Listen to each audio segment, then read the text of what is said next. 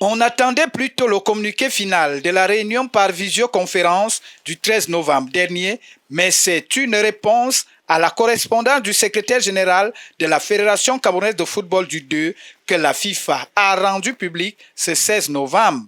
Dans cette correspondance, l'instance mondiale du football, au-delà de la reconnaissance d'un sérieux dysfonctionnement dans la coopération entre la Fédération camerounaise de football et la Ligue de football professionnel du Cameroun, a réitéré dans son paragraphe 4 la reprise du championnat interrompu sous l'égide de l'organe de Tchinga.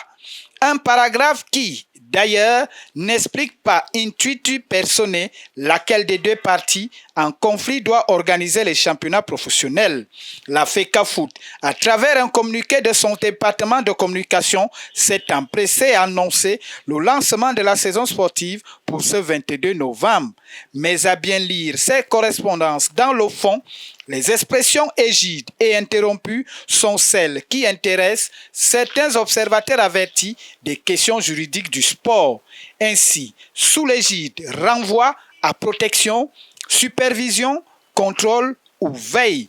Cela voudrait dire que la FECAFOOT devra veiller à la reprise du championnat interrompu de la LFPC en facilitant l'action de cette dernière et en mettant à la disposition de celle-ci les commodités nécessaires. Entre interprétation juridique et approche sémiologique et sémiotique de cette correspondance, le flou reste dans son ensemble.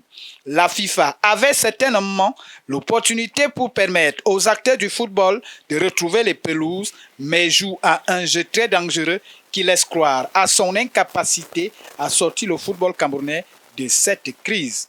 En attendant ses émissaires sur le sol camerounais, il est à préciser que l'abcès de cette crise n'est point percé.